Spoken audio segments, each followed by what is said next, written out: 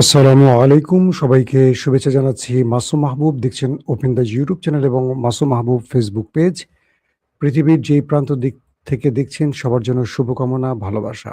দর্শক, আজকের লাইভ সেশনে আমি আপনাদের ভারত এবং ইরান, আমেরিকা সহ কয়েকটি বিষয়ে কিছু ব্রেকিং খবর দিতে চাই। আশা করি পুরো ভিডিওতে আমাদের সঙ্গে থাকবেন। প্রথমে আমরা ইরান এবং আমেরিকা প্রসঙ্গে আপনাদের খবর দিতে চাই, তারপর চলে যাব ভারত প্রসঙ্গে। আপনারা দেখতে পাচ্ছেন সবাই তো, তাই? ওকে। এইমাত্র যে লেটেস্ট ব্রেকিং খবরটি পাওয়া গেছে সেটা হলো তেহরান, কুয়েত, ইরাক এবং জর্দান ও বাহরাইনে ব্যাপক অ্যাটাক করেছে। অর্থাৎ আমেরিকা ইরানে হামলার পর ইরান আবার পাল্টা জবাবটা কিছুক্ষণ আগে দিয়েছে। সেটা লাইভ আপডেট দিচ্ছে ইন্টারন্যাশনাল গণমাধ্যমগুলো। সেখানে বলা হচ্ছে যে কুয়েত এবং ইরাক সীমান্ত ক্রসিং, সেখানে ইরান ব্যাপক তাণ্ডব চালিয়েছে। জর্দান ও বাহরাইনে হামলা চালিয়েছে ব্যাপক আকারে।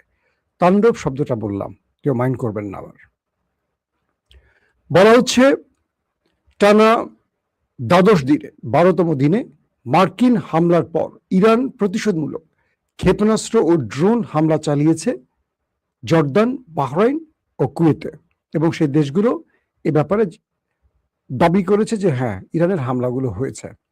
এই হামলার মধ্যে ইরাকের সাথে কুয়েতের আল আফদালি সীমান্ত ক্রসিংয়ে একটি হামলারও অন্তর্ভুক্ত রয়েছে। মার্কিন প্রেসিডেন্ট ট্রাম্প বলছেন তিনি ইরানের উপর আগের চেয়েও বড় একটি ব্যাপক হামলা চালানোর কথা বিবেচনা করছেন এবং তিনি এই বিষয়ে সিদ্ধান্ত নেওয়ার খুব কাছাকাছি আছেন। অর্থাৎ ইরানে খুব বড় আকারে একটি হামলা চালাবেন। তিনি প্রতিদিন এই কথাগুলো বলছেন এবং প্রতিটা হামলায় তার বড় হামলা কিন্তু ইরান মোকাবেলা করছে। ম্যানিলায় আসিয়ান সম্মেলনের এক ফাঁকে মার্কিন পররাষ্ট্রমন্ত্রী মার্ক রুবিও বলেছেন একটি চুক্তির জন্য কাকুতি মিনতি করছে কে? ইরান। আর ইরান বলছে এগুলো সব ফেক, বরং তারাই চুক্তির জন্য বিভিন্ন দেশকে আমাদের কাছে পাঠাচ্ছে। দর্শক, 4,200 জনেরও বেশি ডানপন্থী ইসরায়েলি কর্মী অধিকৃত পূর্ব জেরুজালেমে আল আকসা মসজিদ চত্বরে হামলা চালিয়েছে। এই খবরটিও আল জাজিরার মতো গণমাধ্যমে চলে এসছে। পাশাপাশি সৌদি আরবে তো ইরানের ইয়েমেনের হামলা হয়েছে জানেন। সেই খবরটি আর আমি বিস্তারিত দিতে চাচ্ছি না, এগুলো আপনারা ইতিমধ্যে হয়তো জেনে গেছেন। ইন্টারেস্টিং যে খবরটি সেটি এখন আমরা একটু আলোচনায় আনতে চাই। সেটা হলো সাম্প্রতিক সময় ইরান আরব দেশগুলোর মধ্যে যে অ্যাটাকগুলো করেছে, এতে করে মোটামুটি খুব বাজে অবস্থায় পড়ে গেছে আমেরিকা। এবং আমেরিকা বলছে যে তারা তাদের মূল্যবান অনেক কিছু হারিয়েছে এই হামলার ফলে। আমি ধারাবাহিক কয়েকটা আপডেট তথ্য দিয়ে তাহলে বুঝবেন সহজে আপনারা। ইরান গত 24 ঘন্টা যে হামলাগুলো করেছে, এর মধ্যে দেখা গেছে যে মার্কিন প্যাট্রিয়ট সিস্টেম ধ্বংস করেছে। প্যাট্রিয়ট সিস্টেমটা কি? এটা ক্রুজ এবং লং ডিস্টেন্স মিসাইলকে ইন্টারসেপ্টের জন্য আমেরিকা ব্যবহার করছিল। এটাকে ধ্বংস করে ফেলেছে, যার ফলে আমেরিকা ইরানকে এখন বা ইরানের ক্রুজ মিসাইলগুলোকে সেইভাবে আর ইন্টারসেপ্ট করতে পারছে না। পাশাপাশি আমেরিকার সবচেয়ে পাওয়ারফুল প্রতিরক্ষা ব্যবস্থা সেই থার্ড সিস্টেমকেও ইরান ধ্বংস করে দিয়েছে, যার ফলে ব্যালিস্টিক মিসাইলকে ইন্টারসেপ্ট করে থাকে। ইরানের ক্রুজ মিসাইল ইন্টারসেপ্টেড প্যাট্রিয়ট শেষ। এবার ইরান আমেরিকার থার্ড প্রতিরক্ষা ব্যবস্থা ধ্বংস করার ফলে ইরানের ব্যালিস্টিক মিসাইলগুলোকে সেইভাবে আর ইন্টারসেপ্ট করতে পারছে না। তারপরে সিরাম, আরেকটি প্রতিরক্ষা ব্যবস্থা, সেই সিরামকেও ধ্বংস করে দিয়েছে ইরান আমেরিকার। গেল সেটা। তারপর তাদের যে ড্রোন MQ-9 রিপার, সেই ড্রোনের যে হ্যাঙ্গার, সেখানে ইরান ব্যাপক অ্যাটাক চালানোর ফলে প্রচুর ড্রোন ক্ষতিগ্রস্ত হয়েছে, হ্যাঙ্গার ধ্বংস হয়েছে এবং এই ড্রোনগুলো সরিয়ে ফেলতে বাধ্য হয়েছে যেগুলো সুস্থ আছে। যেগুলো আহত হয় না ড্রোন, সেগুলোকে সরিয়ে ফেলছে, মানে আত্মগোপনে নিয়ে গেছে আমেরিকা। এখানেই থেমে নেই। তারপর তাদের যে রাডার সিস্টেম, এই রাডার সিস্টেমগুলোকে একটা একটা করে ধ্বংস করেছে। এখনো থামেনি। আল উদাইদ, কাতারের সবচেয়ে বড় ঘাঁটি, যেটা মার্কিন যুক্তরাষ্ট্রের, সেখানে সেনাদের আবাসস্থল, যেখানে সেনারা থাকে, সেই ভবনটাকে উড়িয়ে দিয়েছে অ্যাটাক করে ইরান। তার মানে কত সেনা মারা যেতে পারে কল্পনা করেন। এইরকম সিরিজ যদি আমি এখন আপনাদের তথ্য দেই, পুরো রাত আমাকে মনে হয় বলতে হবে একটা একটা করে, কারণ খুব লম্বা সিরিজ খবর আসতে শুরু করছে আমাদের কাছে। তো এই মুহূর্তে যে অবস্থাটি তৈরি হয়েছে, যে ইরান আমেরিকার মধ্যে এত বড় আক্রমণগুলো করেছে, যে আমেরিকার মধ্যপ্রাচ্যে থাকা ঘাঁটিগুলো একেবারে নড়বড়ে করে ফেলেছে। ট্রাম্প বুঝতে পারছেন যে ইরান তাকে ছাড় দিচ্ছে না কোনোভাবে, তাই তিনি ইরানকে নতুন করে হুমকি দিচ্ছেন। আবার তিনি ইরানকে বলছেন যে আমি খুব বড় হামলা করতে যাচ্ছি, তুমি ভয় পাও আমাকে, তুমি কেন আমাকে ভয় পাচ্ছ না? আমি তোমাকে হুমকি দিই, তুমি ভয় পাচ্ছ না, আমি ট্রাম্প, তুমি জানো না? এই পরিস্থিতির মধ্যে এখন আমরা যেটুকু খবর পেলাম, যে কিছুক্ষণ আগে ইরান আবার অ্যাটাক চালিয়েছে 3টি দেশকে টার্গেট করে, বাহরাইন, কুয়েত, জর্দান, এবং সেখানে সিরিজ হামলার ফলে এখনো আগুন জ্বলছে এই দেশগুলোতে। পাশাপাশি যেই বললাম যে কুয়েত এবং ইরাকের যে রেল ক্রসিং, সেখানেও ইরান হামলা করেছে, এবং এই হামলাগুলো এত বড় মাত্রায় ইরান করেছে যে আমেরিকার প্রতিরক্ষা ব্যবস্থা সেগুলো ইন্টারসেপ্ট করতে পারেনি। অসহায়ের মতো আমেরিকা শুধু চেয়ে চেয়ে দেখলো, আমি চেয়ে চেয়ে দেখলাম, তুমি চলে গেলে, এই টাইপের কিছু একটা ঘটছে।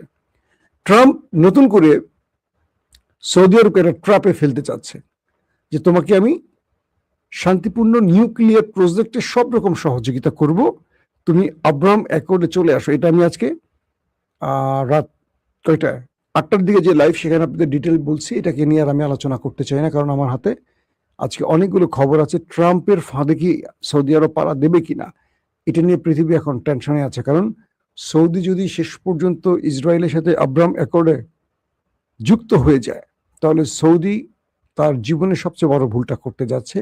এটা আরবের বিভিন্ন গণমাধ্যম দাবি করছে, এবং ইরান সেক্ষেত্রে অনেক বড় অ্যাটাকে যাবে সৌদির বিরুদ্ধে, এটা মোটামুটি আমরা ধারণা করতে পারছি। দর্শক, আইআরজিসির কিছু স্টেটমেন্ট দিয়ে আমি আপনাদেরকে নিয়ে যাব। ভারতে রাত বেশি হয়ে গেলে আপনারা অনেক সময় লম্বা খবর দেখতে চান না। আমার কাছে যে আপডেটগুলো আছে আমি সংক্ষিপ্ত আকারে আপনাদের দেওয়ার কাজটা করছি আপাতত। আইআরজিসির আজকে যে স্টেটমেন্ট, তারা বলছে যে আমাদের অভিযানের 46তম বিবৃতিতে, মানে আজকে তারা একটা 46তম একটা বিবৃতি, প্রতিটা বিবৃতিকে একটা কাউন্ট করা হয় যে কততম বিবৃতি। তারা বলছে এই হামলা তারা অপারেশন নাসর 2 এর 26তম ধাপে, অপারেশন নাসর যে 2 যে অপারেশনটির নাম, তার 26তম ধাপে একটি সম্মিলিত হামলায় আল আদিরি ঘাঁটিতে অবস্থিত বিশেষ মার্কিন ইলেকট্রনিক যুদ্ধ ইউনিট, যেটাকে আমরা বলি ইলেকট্রনিক ওয়ারফেয়ার, সে যুদ্ধ ইউনিট এবং তাদের ব্যারাককে লক্ষ্যবস্তু করেছে। ঘাঁটির এয়ার ট্রাফিক কন্ট্রোল টাওয়ারকে পুরোপুরি ধ্বংস করে দিয়েছে ইরান। এটা হলো এই মাত্র আপডেট, যে ব্রেকিং খবরটি দিচ্ছি এখন, সেই খবরটি। অর্থাৎ আইআরজিসি এইমাত্র দাবি করলো তারা মার্কিন ইলেকট্রনিক যুদ্ধ ইউনিট এবং তাদের ব্যারাক, সেনাবাহিনীর যে ব্যারাক থাকে, সেই ব্যারাকের লক্ষ্যবস্তু করেছে। ঘাঁটিটির এয়ার ট্রাফিক কন্ট্রোল টাওয়ারকে হামলা চালিয়ে ধ্বংস করেছে। তারা বলছে যুক্তরাষ্ট্র যেদিন সকালে কারবালার দিকে যাওয়া আরভাইন তীর্থযাত্রীদের পথে হামলা চালিয়েছে, তার ইয়াজিদির চরিত্র প্রকাশ করেছিল সেই দিন। তারা বলছে রণক্ষেত্রে পরাজিত হয়ে ওয়াশিংটন আবারও সিভিলিয়ানদের টার্গেট করছে। একদম খোলামেলা বার্তা, যে তোমরা যুদ্ধের ময়দানে আমাদের সাথে পারছো না বলে এখন সিভিলিয়ানদেরকে টার্গেট করছো। আইআরজিসি বলছে শত্রুকে তার শপথ ভঙ্গের খেসারত দিতে হবে, এবং এবার আমরা আমেরিকাকে প্রতারণামূলক যুদ্ধবিরতির মাধ্যমে তেল ও গোলাবারুদ মজুদ পূরণ করে পুনরায় হামলা শুরুর কোনো সুযোগ দেব না। This is point. ইরান বলছে ওরা আমাদের সাথে প্রতারণা করছে। যখন আমাদের সাথে যুদ্ধে পারে না, হেরে যায়, তখন কিছু মিত্রদের মাধ্যমে আমাদের কাছে প্রস্তাব পাঠায় যুদ্ধবিরতি বা শান্তিপূর্ণ একটা আলোচনা।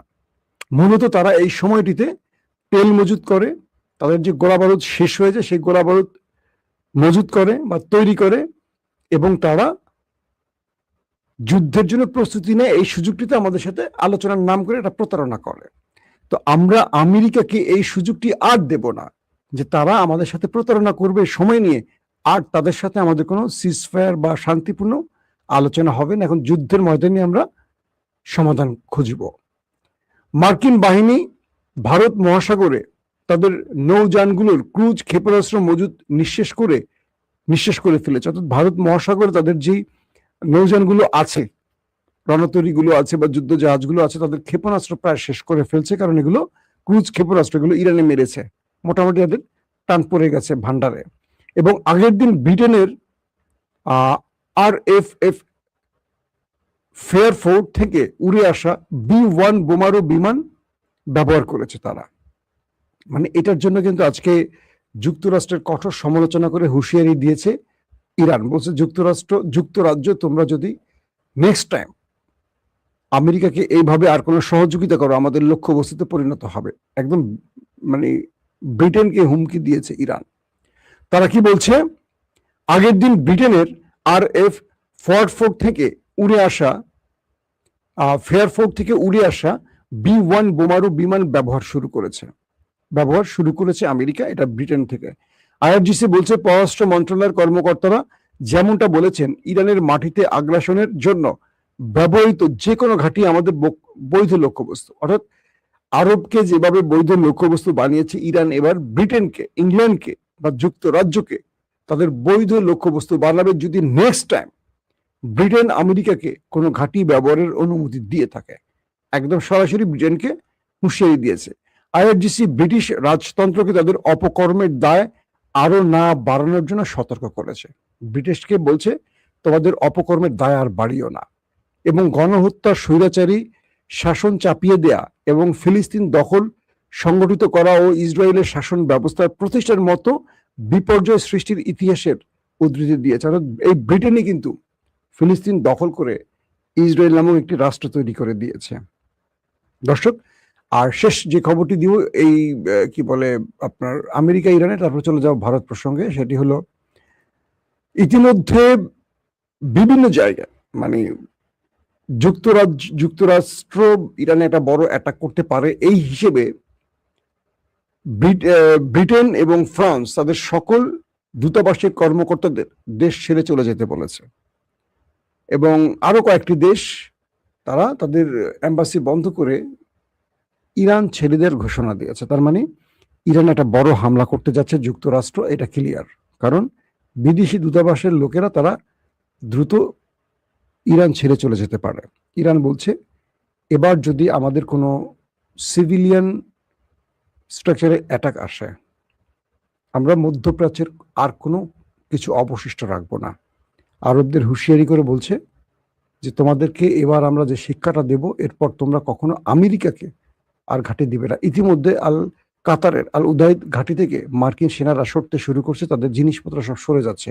শুধু এক কাতার নয়, আরো কয়েকটি। জর্দানও বলছে তাদেরকে, আমেরিকানদেরকে, তোমরা সরে যাও, তোমাদের ঘাঁটি বন্ধ করে তোমরা চলে যাও, কারণ তোমাদের জন্য আমরা মার খাচ্ছি। ইরান যে টার্গেটে নেমেছে সেই টার্গেট মোটামুটি ফুলফিল হচ্ছে, কারণ কাতারের ঘাঁটি আল উদাইদ সবচেয়ে বড় ঘাঁটি, এটা বন্ধের পথে। এখান থেকে আমেরিকানরা চলে যাচ্ছে। জর্দান একই ভাষায় কথা বলছে। কুয়েতও সেদিকে যাবে কিছুক্ষণের মধ্যে, বোঝা যাচ্ছে, কারণ মায়ের আরো শক্তভাবে শুরু হয়ে গেছে। দর্শক, আমি এখন সরাসরি ভারতে নিয়ে যেয়ে আপনাদেরকে ভারতের কিছু খবর দেওয়ার চেষ্টা করি। ভারতে ব্যাপক আকার ধারণ করেছে আন্দোলন, এবং নরেন্দ্র মোদী ব্যাপক চেষ্টা করছে, কাজ হচ্ছে না। তিনি ককরোচদের যে দলটি, তাদের সাথে বৈঠকের আহ্বান করেছে, তাদেরকে ডেকেছে। তারা বলছে যে না, আমরা প্রধানমন্ত্রীর সাথে কোনো গোপন বা তার কার্যালয়ে বসবো না। আমরা যদি বসি, আমাদের এই কি জানি যন্তর মন্তর ময়দানে, শাহবাগ মঞ্চ বাংলাদেশের, আর ওদের যন্তর মন্তর, এখানে আসতে হবে প্রধানমন্ত্রী নরেন্দ্র মোদীকে। এটাই রাজনীতি। বাংলাদেশের জুলাইকে ফলো করে পুরো ভারত এখন কাঁপছে, এবং পাকিস্তান ভয় পাচ্ছে যে পাকিস্তানে এরকম কিছু হয় কিনা ইমরান খানের মুক্তির দাবিতে। তো এখন নতুন করে আরেকটি রিউমার ছড়িয়েছে। সেটা কি, ভারতের জি নিউজ একটি সংবাদ প্রচার করেছে যে বাংলাদেশের জামাত ইসলাম তারা ভারতের আন্দোলনকারীদেরকে চিঠি দিয়ে সমর্থন জানিয়েছে, এবং এটা নিয়ে ভারতের বড় বড় গণমাধ্যম আজকে বেশ হইচই শুরু করে দিয়েছে যে বাংলাদেশের জামাত ইসলাম একটি দেশের সংগঠন হয়ে আরেকটি দেশের আন্দোলনকে সমর্থন দিয়ে চিঠি লিখলো কি করে। তো এটার আদ্যপান্ত খুঁজতে গিয়ে শেষ পর্যন্ত জানা গেছে এটা ফেক নিউজ, অর্থাৎ ধারণা করা হচ্ছে এটা বিজেপি অথবা দিল্লিতে থাকা আওয়ামী লীগের কোনো এজেন্ট তারা বাংলাদেশকে চাপে ফেলতে বা জামাতকে চাপে ফেলতে এই চিঠির নকশা তৈরি করেছে, অর্থাৎ চিঠিটি তৈরি করেছে। কারণ এই চিঠির পরবর্তী ফ্যাক্ট চেকিং প্রতিষ্ঠানগুলো বিশ্লেষণ করে দেখেছে এখানে জামাতের কোনো নেতার সিগনেচার নেই, জামাতের অফিসিয়াল কোনো ঠিকানা নেই, অ্যাড্রেস নেই, মানে এক কথায় একটা ফেক চিঠি। এবং বাংলাদেশ যে নামটা বাংলাদেশ লিখছে, বাংলাদেশ জামাত ইসলাম বা বাংলাদেশ, সে বাংলাদেশ বানানটাও ভুল আছে। ধারণা করা হচ্ছে এটা বাংলাদেশকে চাপে ফেলতে কোনো একটা কৌশল নেওয়া হয়েছে, এবং নরেন্দ্র মোদী এই কৌশলের মাস্টার মাইন্ড জানেন। হাসিনার নরেন্দ্র মোদীর প্রায় চালাকিগুলো একরকম, মিষ্টি মিষ্টি কথার ভিতরে অনেক দুষ্ট মানুষ। তো এখনকার সর্বশেষ পরিস্থিতিটা হলো আন্দোলনকারীরা বিভিন্ন জায়গা থেকে ছুটে আসছে। কৃষকরা দিল্লি চলো আন্দোলন শুরু করেছে, বিভিন্ন পেশার মানুষগুলো এখন এই যন্তর মন্তর দিল্লির এই অঞ্চলে আসা শুরু করেছে, আস্তে আস্তে বাড়ছে। পুলিশ ছাত্রদের উপর অ্যাটাক করায় এখন বিভিন্ন প্রেক্ষাপট থেকে বিভিন্ন পেশাজীবীরা তাদের সমর্থনে এগিয়ে আসছে। ভারতবর্ষের সুপারস্টাররা সালমান খানদের মতো অভিনেতারা সমর্থন জানিয়েছে আন্দোলনকে, এবং দক্ষিণের নায়ক নায়িকারা শিল্পীরা এগিয়ে আসছে। এবং পুলিশ ছাত্রদের উপর যে হিট করেছে তার পরিস্থিতির আলোকে পুলিশকেও আজকে মোটামুটি ভালো ধোলাই দিয়েছে আন্দোলনকারীরা, এবং বিভিন্ন জায়গা থেকে এখন আন্দোলনের তেজ বাড়ছে। পশ্চিমবঙ্গ, উত্তর, দক্ষিণ ভারতের প্রত্যেকটি প্রদেশে এই আন্দোলন ছড়িয়ে পড়তে পারে এই আশঙ্কা করা হচ্ছে ইন্টেলিজেন্স তথ্যের আলোকে। পাশাপাশি বিভিন্ন প্রদেশ থেকে বলা হয়েছে তারা এই আন্দোলনকে সমর্থন দিচ্ছে, এবং মোদী বিরোধী একটা বিশাল প্ল্যাটফর্ম তৈরি হচ্ছে। ধারণা করা হচ্ছে যে এখান থেকে মোদীকে পতনের জন্য ইন্ডিয়ান ইস্টাবলিশমেন্টের কোনো বিগ ম্যাচ থাকতে পারে, পাশাপাশি যে এখানে আমেরিকার কোনো হাত থাকতে পারে এরকমও আসছে। অর্থাৎ যদি এখানে আমেরিকা এবং ইন্ডিয়ান ইস্টাবলিশমেন্টের কোনো বিশেষ হাত থাকে তাহলে নরেন্দ্র মোদীকে বিদায় নিতে হবে, কনফার্ম থাকেন, এবং এই আন্দোলন আরো বড় ফ্রেমে চলে আসবে। তবে একটি বিষয় ভালো লাগছে, পাকিস্তানে যেমন আন্দোলনকারীদের প্রকাশ্যে গুলি করে হত্যা করে, বাংলাদেশে আওয়ামী ফ্যাসিস্ট রেজিম যখন প্রকাশ্যে 2000 ছাত্রকে গুলি করেছে বা 30-40 হাজারকে অন্ধপঙ্গু করেছে, নরেন্দ্র মোদীর এই আন্দোলনে এখনো সেইভাবে ছাত্র হত্যার অভিযোগ আসেনি। তারা টিয়ার সেল, রাবার বুলেট, লাঠিচার্জ করেছে। এত বড় একটা দেশে এত বড় আন্দোলনকে নরেন্দ্র মোদী এখনো মানে হত্যার মধ্যে টেনে নেয়নি, গ্রেফতার করছে, আবার অনেকে ছেড়ে দিচ্ছে। অর্থাৎ নরেন্দ্র মোদী বুঝতে পারছে এই মুহূর্তে একটা লাশ পড়া মানে আন্দোলন আরো ভয়ঙ্কর রূপ নিতে পারে, এবং খুব কন্ট্রোল। মানে ভারতে কিন্তু আমাদের চেয়ে ভালো গণতন্ত্র আছে, মানেন আর না মানেন। যদিও নরেন্দ্র মোদী ভারতটাকে একটা হিন্দু রাষ্ট্র বানাতে চেয়েছে, ইতিমধ্যে প্রকাশ রাও দক্ষিণের একজন বড় অভিনেতা আরো এরকম অনেকেই বলছে যে এই দেশটাকে হিন্দুত্ববাদ থেকে রক্ষা করতে হবে, এই দেশটা সবার। এখন ক্রমান্বয়ে এই পরীক্ষা প্রশ্নপত্র ফাঁসের অভিযোগটি বৈষম্য বিরোধী আন্দোলনের মতো হাসিনা পতন, নরেন্দ্র মোদী পতনের দিকে চলে যাচ্ছে। তো এখন আন্দোলন ক্রমান্বয়ে বাড়ছে, প্রত্যেকটা অঞ্চলে আন্দোলন ছড়িয়ে পড়ার জন্য আহ্বান করছে ককরোচ পার্টি, এবং প্রতিটা মোদী বিরোধী রাজনৈতিক দল, বিজেপি বিরোধী আন্দোলনগুলো তারা আস্তে আস্তে ইউনিটি তৈরি করছে, ঐক্যবদ্ধ হচ্ছে। নরেন্দ্র মোদী প্রথমে ছাত্রলীগ নামিয়েছিল, মানে তাদের যে ছাত্রলীগ তাদের নামিয়েছিল, তাদেরকে পিটিয়ে মারছাড়া করেছে ছাত্ররা, পুলিশ মোটামুটি ধোলাই টোলাই খাইছে। তবে পুলিশ এখন পর্যন্ত এটা করেনি আর কি, মানে মানুষ হত্যার মতো কাজ করেনি। তো তারপরও যেটুকু বোঝা যাচ্ছে পুরো দিল্লি কন্ট্রোলে এখন আন্দোলনকারীদের, এটা আস্তে আস্তে বিভিন্ন প্রদেশে ছড়াচ্ছে, যেটা নরেন্দ্র মোদীর পতনের দিকে নিয়ে যেতে পারে। দর্শক, আজকের মতো শেষ করতে চাই। আমরা আপনাদেরকে প্রতিদিন এখন ভারতের আপডেটগুলো দেওয়ার চেষ্টা করব, পাশাপাশি যেই খবরগুলো নিয়মিত থাকছে সেগুলো থাকবে। আজকে চেয়েছিলাম বাংলাদেশ নিয়ে কিছু কথা বলবো। বাংলাদেশের সেনাপ্রধান আমাদের মিস্টার ওয়াকারুজ্জামান, তিনি তুরস্কে সফরে আছেন, তুরস্কের সেনাপ্রধানের সাথে বৈঠক করছেন। আমি চেষ্টা করবো কালকে এটার ব্যাপারে কিছু আপডেট তথ্য আপনাদের দেওয়ার জন্য। ওকে দর্শক, আজকের মতো বিদায় নেই, প্রত্যেকে ভালো থাকবেন, আল্লাহ হাফিজ।